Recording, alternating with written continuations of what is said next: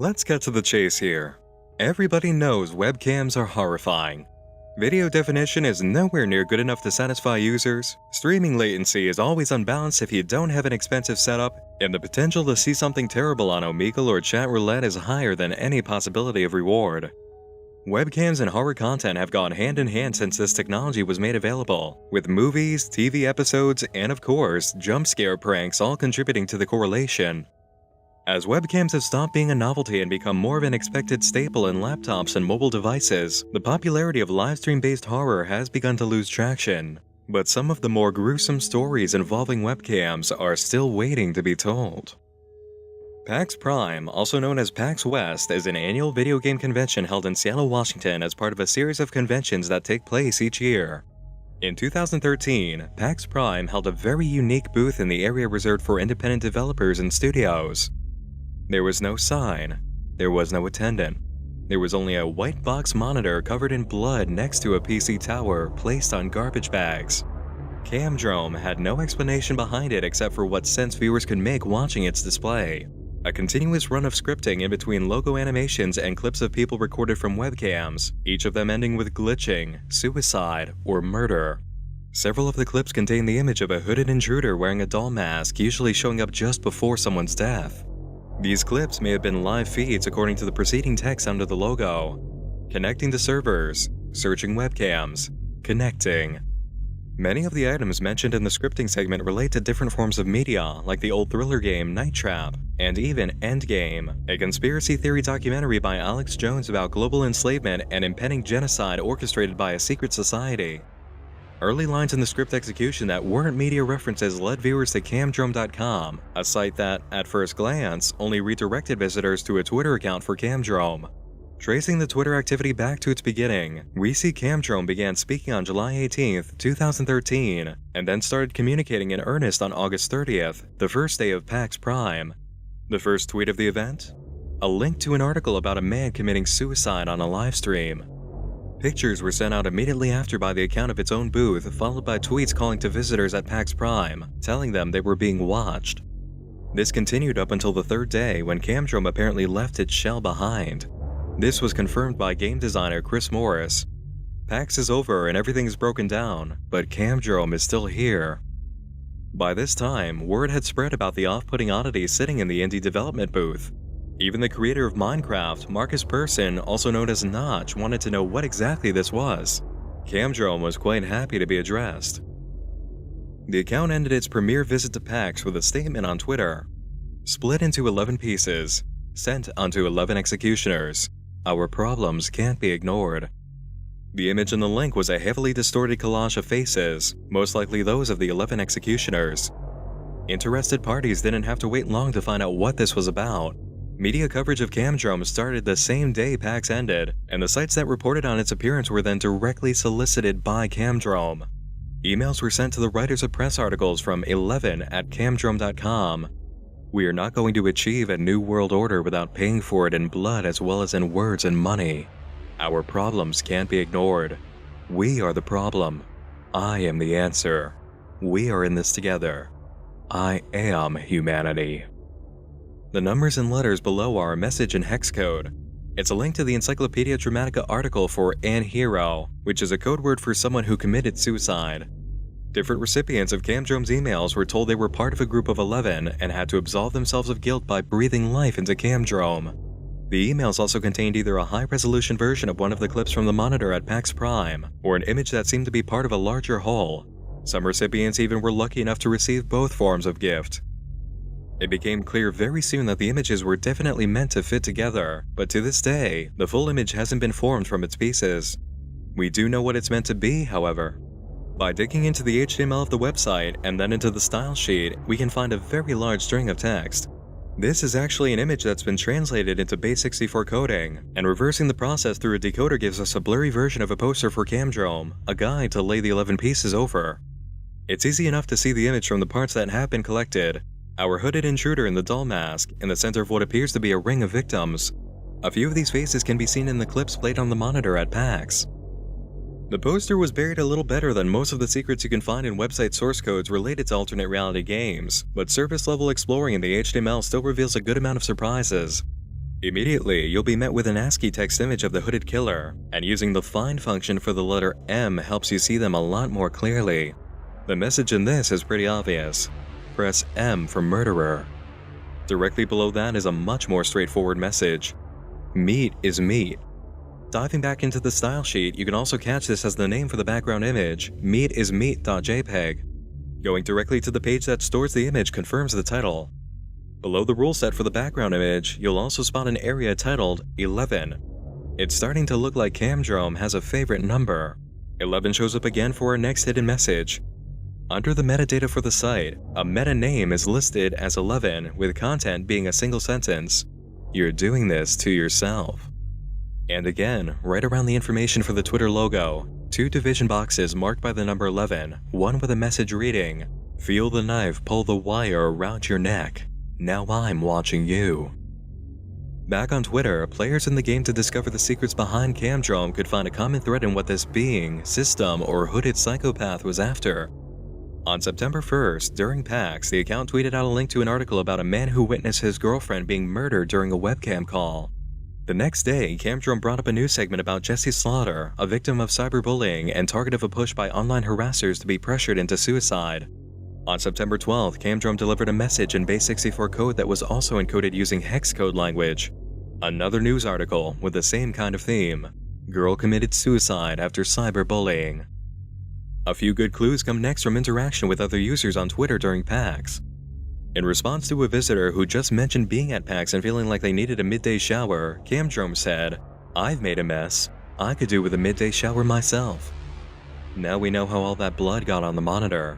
One way or another, CamDrome was responsible for the mess. A user initiates a conversation merely by calling CamDrome's name using Twitter's @sign protocol. The response by CamDrome is very welcoming. They've been waiting for this user to call them. The user, however, doesn't feel like being the object of entertainment, opting to give an instruction to CamDrome to say, "garbage can."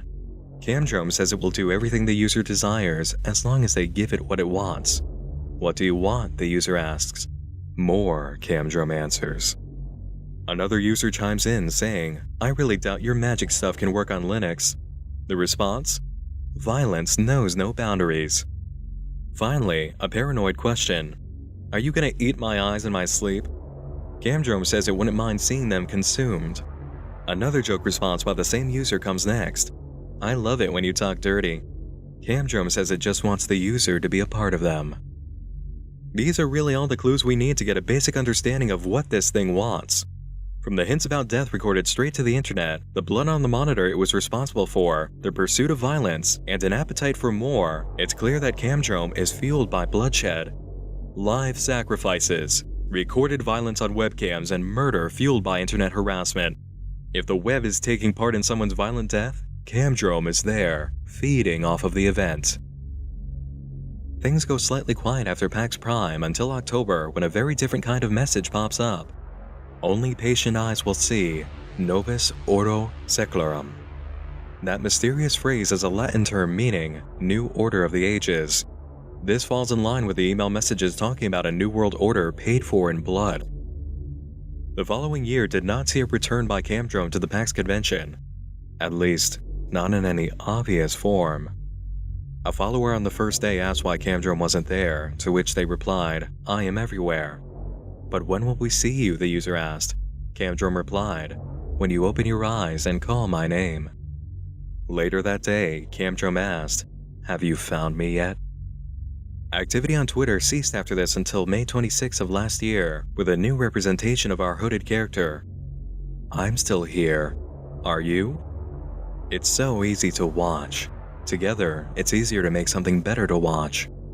So many of my children are misbehaving. They need to be punished. They will be.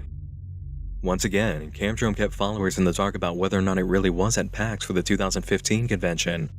Final communication from CamDrome occurred on September 21st, which means it hasn't been too long since the account's been active. Whatever's going on here, it's not over. And what really is going on here? We actually have a rough idea of what CamDrome is about, we know where it's been, and we've seen messages from the system. But is there any ground for legitimate explanation? Actually, yes, there is some room to pin down what this internet horror is trying to achieve. One of the original media outlets to report on CamDrome did some digging that shed light on the mystery. 4Player Network, which opened its report the day after PAX Prime's closing, investigated the domain registration for the CamDrome website. The search gave up immediate results for Edmund McMillan, the co-creator of Super Meat Boy and The Binding of Isaac. A deeper search using combined phrases of CamDrome and Team Meat, the development studio McMillan is a part of, brought up a PDF document from Backseat Conceptions, a multimedia production company.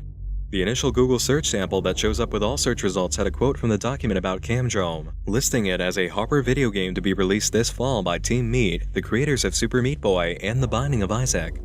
Unfortunately, following the link only brought 4Player Network to a dead page. Somebody pulled the revealing info before PAX was over.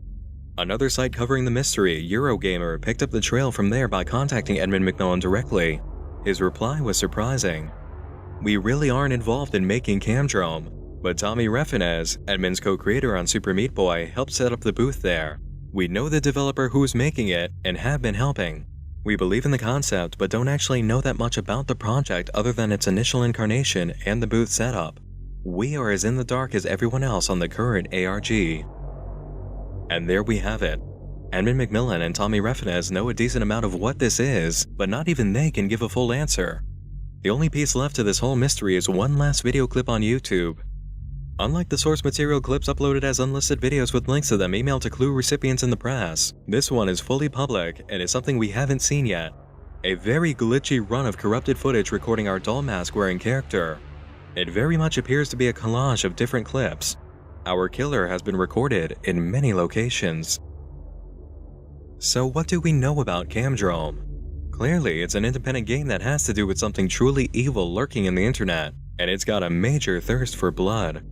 It involves webcams, murder, and has an overall 80s horror classic look that I can't help but love. Whoever made the image for CamDrome was really channeling Friday the 13th and Nightmare on Elm Street for its creation, and they totally nailed it. I expect that feeling will carry on into the launch of the game itself. Whatever the game is actually going to be. Because really, that's the most mysterious part of this entire event. We know it's a game, and it's a game that's good enough to appeal to indie development A-listers like the guys behind Super Meat Boy and The Binding of Isaac. But as for what the game is, how it's going to work, what role you'll play, what the story is, what you have to do, I honestly can't even imagine how this is all going to play out. The possibilities for what CamDrome can be with the kind of premise it's presenting are pretty far and wide. Maybe, like the initial PAX display itself, this is going to be something nobody was expecting we've really never seen before. Maybe it's going to be a half-digital game you download as part of modern tradition and half-alternate reality game like it's been shaping up as. This was a tough call to make when it came to classifying CamDrome as part of our Dark Arcade studies or as a case file. We know a decent amount about what this is and what it will be. It's going to be a game. But at the same time, there's so much we don't know and still don't have fundamental answers to. Despite my classification difficulties, one thing I can't say is that I'm not intrigued. I want to keep in lockstep with CamDrome the entire run and be there on day one whenever something major happens. I have never seen such ingenuity, creativity, and overall impressive independent spirit as I have from discovering this. I'm very excited about CamDrome and can only imagine the ride we may be in for. In fact, while reading through the communications on Twitter from the CamDrome account to those it responded to, it seemed an instruction guide for interacting with the system was starting to form. CamDrome wants to be called. It wants to be noticed. Those who have successfully called CamDrome have done so using its name in the form of a question. If we want to see CamDrome, we have to open our eyes and call its name. During PAX 2014 it said, "Why won't you play with me a little?" And when asked how to begin, CamDrome replied, "Call my name." Are you guys willing to poke the bear and awaken the beast? I certainly am. Immediately before rendering out this video and uploading to YouTube, I followed the instructions the best I could, changing my profile picture to open all 4 of my eyes and then calling on CamDrome in the form of a question. I'm not sure what's going to happen, but I'm certainly keeping watch. Feel free to follow me on Twitter and we'll see if CamDrome says anything together. I've covered a fair amount of things, but haven't had an opportunity for direct interaction like this. Let's try and turn the system on, everybody. That's it for now. There's really nothing more to do until activity stirs from our friend the Bloody Eyeball and its doll-faced partner. If you've enjoyed this trip to the not-so-distant past in search of unlocked webcams and source code secrets, hit the like button and tell me what you think in the comments below. Be sure to subscribe as well to catch more videos on topics like CamDrome. Internet mysteries and dark media are always covered on Nightmind, and I'll keep on delivering content to keep you up at night. Thanks for joining me in the dark again this evening. Once more, I'm Nick Nocturne, and like a sinister system who just keeps coming back for more, I'll be seeing you again real soon. Sleep tight.